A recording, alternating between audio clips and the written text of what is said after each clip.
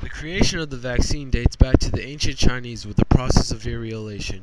This process is exposing someone to the virus that will in turn that person to never have the same disease again or to be immune to the disease. The most common practice was to place the lesion of tissue on an individual hoping that he or she will become immune. In the 18th century, an ambassador saw the process and brought it back to England, where a young man by the name of Edward Jenner was introduced to the variolation. Jenner made various observations and noticed that people who were around cows usually did not contract smallpox. So what Jenner did was get a strand of the cowpox virus and injected it into a young boy. Later on, that same boy was introduced to smallpox. The boy did not contract smallpox whatsoever. Jenner's idea was a success. Thus, the birth of the vaccine. Another famous vaccinator was Louis Pasteur. Louis Pasteur was the first to make vaccines without a natural virus. Pasteur's virus was grown in test tubes, increasing the amount of data that could be received. He was responsible for the first rabies vaccine. Many lives were saved through his practice. One of the greatest vaccinators was Jonas Salk, father of the polio vaccine. His career in making vaccines first started when he was working with the army in World War I. He was part of a research team that was responsible for creating a vaccine for the flu. The vaccine was successful in helping many soldiers fight on the battlefield. In the 40s and early 50s, polio was at its highest peaks, paralyzing hundreds and thousands of children each year.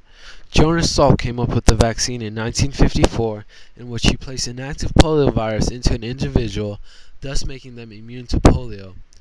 Many people were wary of this new technology. They were also afraid of any side effects that this new technology may have caused. And now a brief interview from Mrs. Kelly Johnson, a registered nurse currently unemployed at Queen of the Valley Hospital in West Covina, California. Yeah. Okay, my name is Kelly Johnson, and I'm an LVN, although currently I'm not working.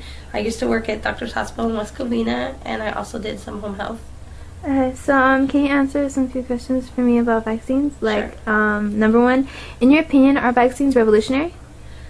Yes, they've come a long way into, it's a long way in coming, a lot of studying and everything for them to find this to help cure a lot of serious diseases. And do you believe that that vaccines have saved lives? Yes. Vaccines have saved a lot of lives. Without them, we'd have. And what makes vaccines so incredible, do you know? I would say they're incredible mainly because if you didn't have a vaccine, there would be a lot more diseases and illnesses and a lot more deaths than we have nowadays, because there's a lot of diseases out there that are very serious that can cause a lot of really bad things to happen. So you say that people should get vaccinated? I feel strongly about it. All of my children have been vaccinated. Of course, I am one of those that's a little cautious. I wait, but every vaccine they eventually do get, because I know you'll probably ask about side effects later, but the side effects are definitely outweighed by the benefit of the vaccine. And what are some of the side effects? Is it when someone gets a rash or something like that, something small, or? There's a lot of ranges of them. Most people. Which type of vaccines do people need to get? In your opinion, what is the one vaccine or vaccines that people have to or really should get? Well, there's kind of a lot of those, but measles, most of the childhood ones, the measles, the mumps, rubella, even chickenpox, it's kind of silly to have those diseases anymore, even though most of the time you don't get, you just get the sickness and you're done with it, and, like with chickenpox, you're irritated by it and everything, but why go through that if we have the vaccine nowadays? Okay. But there's, you also want it for, if you can get the one for the women to help stop the cancer and any other, a lot of different diseases that it could stop you from getting. Of course, those are important.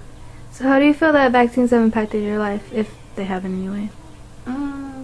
I think it's made it easier, maybe not kind of on my children. I realize it because for me, I went through chickenpox for one.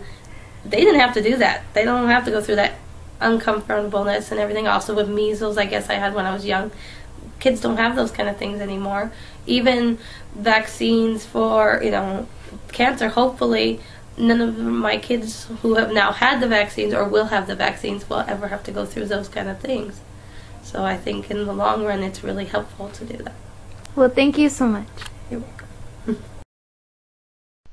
Eventually, people were adjusted to the idea of vaccination. As more and more people are getting vaccinations, the death rate slowly drops over the next couple of decades.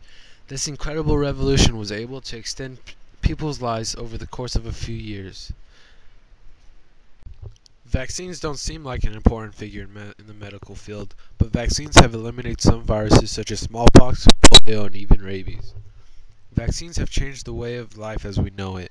We're lucky to have people such as Jonas Salk to help us advance into the 21st century, healthy and alive.